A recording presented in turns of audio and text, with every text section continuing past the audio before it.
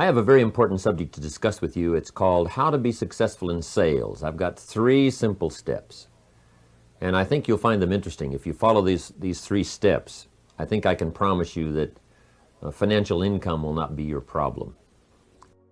I've had a unique experience sharing ideas around the world, and I talk to a lot of salespeople from all kinds of sales backgrounds, people from various companies, handling various products, various services. And it's one of the important questions I get, how to become successful in sales. First of all, Mr. Schoaf, the man who helped me to change my life when I was 25 years old, taught me that success in sales was a very worthy objective. He said sales will get you the kind of income you want, and you'll learn a lot of lessons about people and about life and lifestyle if you get involved in sales, and I found out that that was true. So sales is a very worthwhile project to work on. The art of persuasion, getting people to buy, getting them to change, getting them to act, getting them to respond. And if you'll follow the 3 simple steps I've got for you to consider today, I think you'll find things will go much better for you if you happen to be involved in a sales career. So let me get right to it. The 3 fundamental steps for being successful in sales. Number 1 is very simple, and I don't know any substitute for it. The first one simply says, talk to lots of people every day. Sure enough, when I talk to someone who's involved in sales and I say, how are you doing?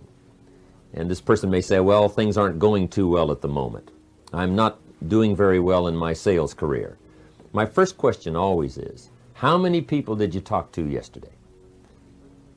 And I find that sure enough, the person, instead of giving me this figure that I can jot down, how many people they talked to yesterday, they give me a story. They tell me that they had some places to go and they had some things to do and some things came up and so on. So no, they didn't talk to anyone yesterday. And I say, well, we've already identified the problem. Because the first step to success in sales is talk to lots of people every day. And then at the end of the day, it's very important to do one more thing. Jot down how many people you talk to. Just put a little number down somewhere in your journal. I talked to 10 people today. I talked to 5 people today. I talked to 3 people today. However many. Just keep track. It's a good idea to keep track of all the numbers, because just like a baseball player, to be successful, you got to know your batting average. You got to know how you're doing. Your contacts versus your presentations versus the close or the actual sale, and how much money you're earning. You got to keep track of all of those figures, because figures tell the story, and the figures don't lie. And there's one thing we don't want to do as we go through life, and that's kid ourselves. A delusion is probably one of the worst diseases to suffer. The guy keeps walking west looking for the sunrise. I mean, he just doesn't know, he doesn't understand. But this is the first fundamental for success in sales. Talk to lots of people every day, and at the end of the day, keep track of the numbers so you can go back over last week, you can go back over last month's numbers, and find out where some of the problems are.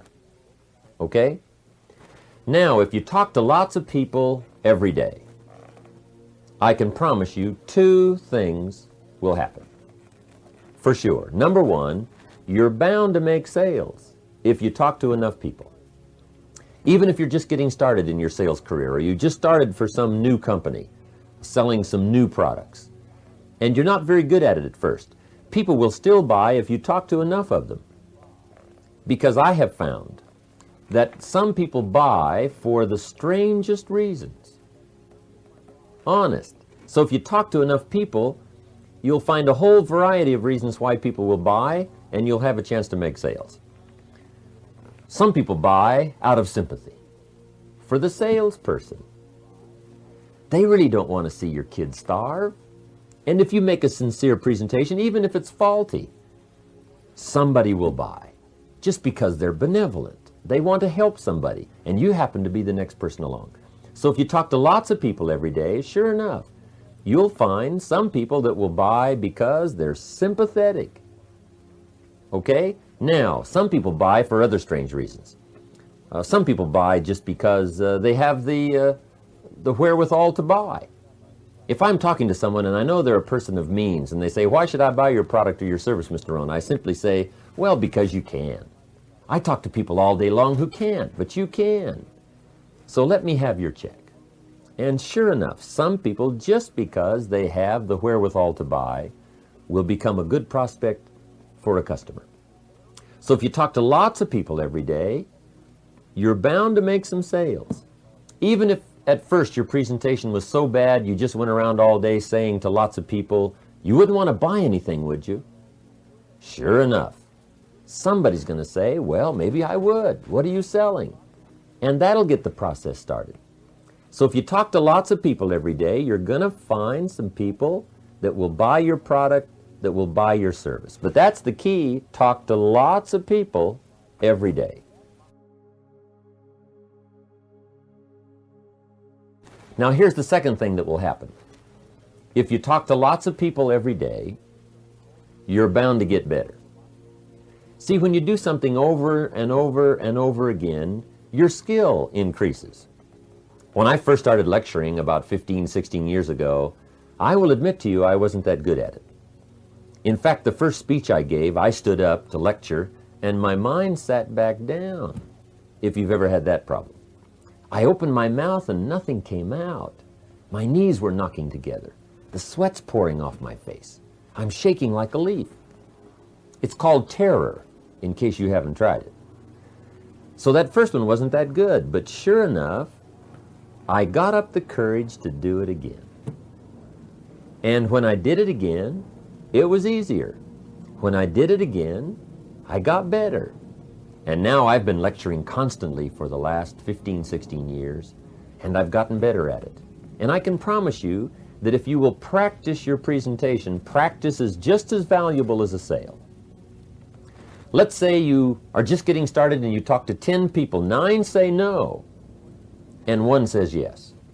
The one that says yes is important to your financial success, but the 9 who say no are important to your personal progress, called practice. Because the more you practice, the better you will get at the job. So the first question here is, how long do you want it to take to get good at what you do?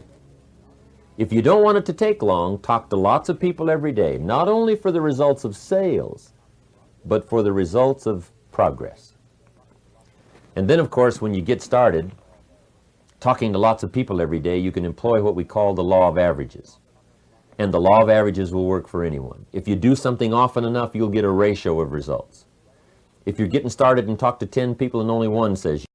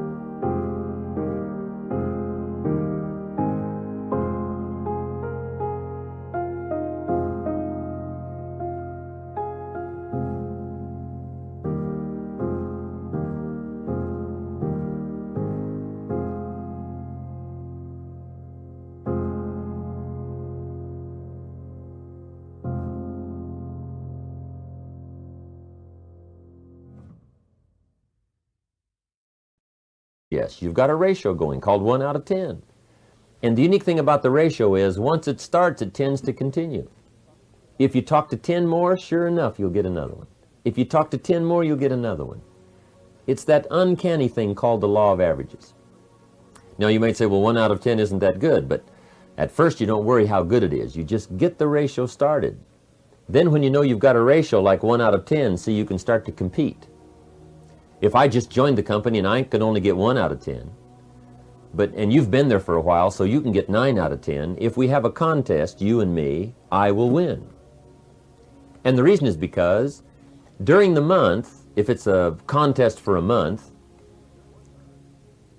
I will talk to 100 people and get 10. And see, if you're so good at it, you've probably only talked to 10 people and you've gotten 9. But sure enough, at the end of the month, I've got 10 and you've got 9. I win. I simply make up for in numbers what, first of all, I lack in skill. So that's number one, both to learn and to grow and to get results. Talk to lots of people every day. There is no substitute for that in being successful in sales. Now here's the second step to be successful in sales. The second step is be real nice. I don't know any substitute for that. You've got to learn to be real nice. Attitude makes the difference in how these numbers finally work out, called progress. In affecting other people with words, we've found something very interesting in studying communication. It's 80% what you feel and only 20% what you know. It's not so much what you say as how you say it. Attitude makes the difference in results. Attitude makes the difference in the quality of life. Attitude makes the difference in the result in success in sales. It's how you feel. Most people are interested in how you feel, not just what you know. Your feelings of sincerity, your feelings about other people, your feelings about yourself, your feelings about the future, your feelings about the product. If you are positive, if you feel good, if you have a good personality, if you've worked hard on yourself, and now you make the presentation, you can't believe the difference that it will make. Practice being real nice. And I say practice because sometimes there isn't call really for being nice. When the weather isn't nice and your problems are heavy, we have a tendency to go on the negative side. But if you'll resist all of that and be nice when the weather isn't, be nice when other people aren't, be nice when the circumstances really seem to be going against you. If you will practice that daily, working on your attitude, because that makes the greatest difference in how your sales ratio finally works out. Practice being real nice. It means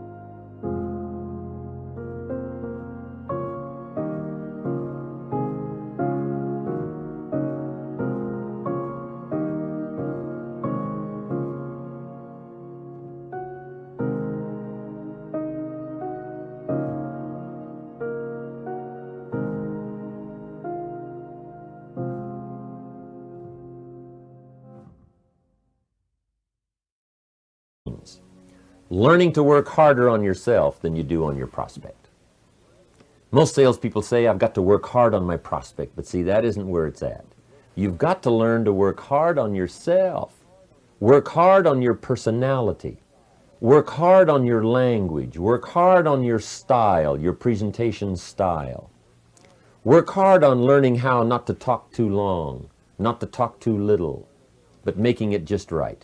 And make sure you understand other people's problems and difficulties. In sales, we learn when someone has a problem, you recognize it. You say, John, I can understand how that feels. I've been there. I know what it's like not to have the money. I know what it's like to have a difficult time making the decision. I've had those times all through my life. Understanding, sympathy, awareness, sincerity, style, commitment, courage, excitement, being positive. Those are all the elements that really changes the ratio in sales. So number 2 is so important, being real nice. Now here's the third step to being successful in sales, and I think you'll agree with me as to the importance of this one. And number 3 is give good service. There's no substitute for good service. At the end of the day, it's not a bad idea to jot down your grade for the day for service. At the end of the day, just take a little time to think about the day and say, would you give yourself an A today for service? The people that you've sold to, did you follow through? Did you write them a little note? Did you say thank you on the telephone? See, the real work begins after you've made the sale. When the prospect is already on the file, or the customer is already on the file, now you've got to take the time to make sure you render good service. And see, that's where the big money is. The big money is in taking care of the people that you sell to. Excellent service leads to multiple sales. One good customer properly taken care of will open doors for you you can't open by yourself. They'll get you to see people you could never see on your own. Somebody well taken care of. So at the end of the day, contemplate, did I get an A today for service? Did I get a B? Was it a C, sort of average? Was it D, not too good? Was it an F? Wasn't my day? Make sure you have a good plan for rendering good service and taking care of what you start. And if you'll follow that important step, service, concentrate on that. Do all the little things that most people don't do. Write the notes most people don't write. Make the calls most people don't make. Do the smiling most people don't do. Take care of the things most people don't take care of, the little details. If you'll make that part of your sales program, service, follow-up, contact, making sure you keep in touch, call them.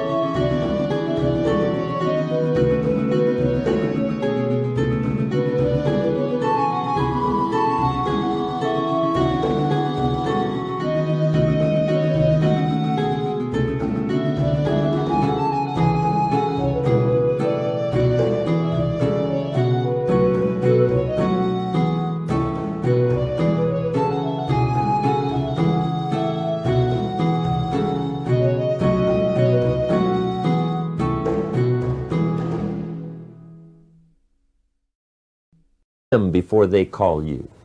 You can't believe the difference it'll make in your overall sales effort. So if you'll follow those 3 steps, talk to lots of people every day. There's no substitute for the numbers. Pass out your business cards, make the contacts, make the calls, stack up the numbers. If you'll do that, and number 2, practice attitude. Make sure personality and style and feelings and awareness and compassion and understanding is the major part of your communication process and your sales process.